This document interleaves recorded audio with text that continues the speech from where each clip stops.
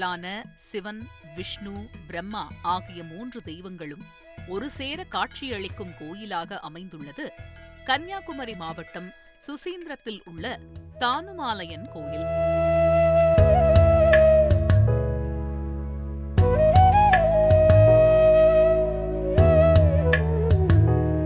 அத்திரி முனிவரும் அவருடைய மனைவியான அனுசுயாவும் தவம் செய்ய சுசீந்திரம் வந்தார்களாம்.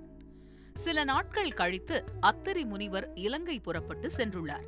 அந்த சமயம் சிவன், விஷ்ணு, பிரம்மா ஆகிய 30 தெய்வங்களும் அனுசுயாவை சோதிக்க நினைத்து பிராமணர்களின் வேடத்தில் வந்துள்ளனர்.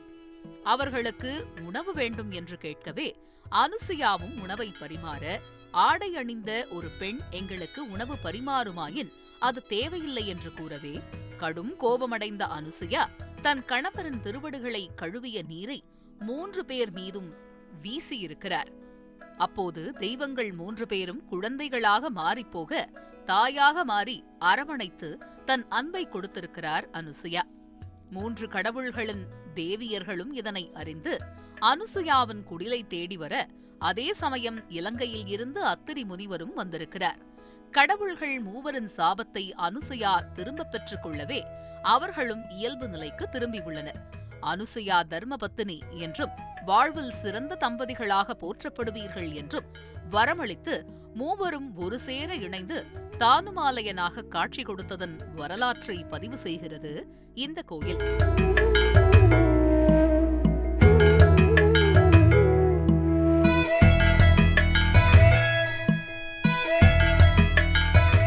கன்னிகைகளில் ஒருவரான அகலிகையின் சாபத்தை பெற்ற தேவேந்திரன் இக்கோயிலில் வந்து வழிபட்டதால் சாபம் நீங்கலாயிற்று என்ற கதைகளும் உண்டு.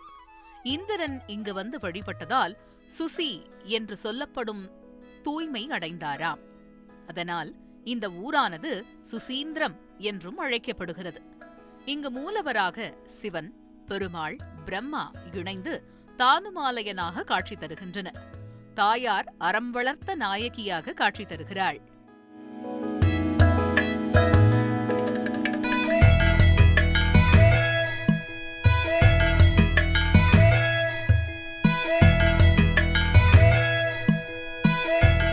இக்கோயிலில் 10 அடி உயரம் கொண்ட நந்தி சிலை வெள்ளை சங்குகள் கொண்ட கலவையால் உருவானதால் அதிசயமானதாக பார்க்கப்படுகிறது.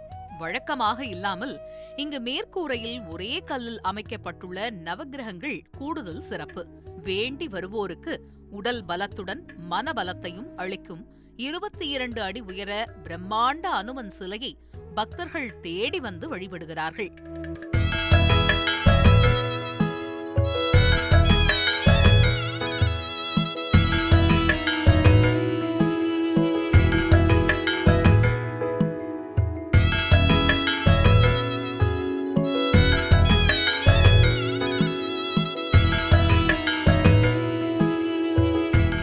மார்கழி மாதம் மூல நட்சத்திரத்தில் அனுமன் ஜெயந்தி விமரிசையாக கொண்டாடப்படுகிறது.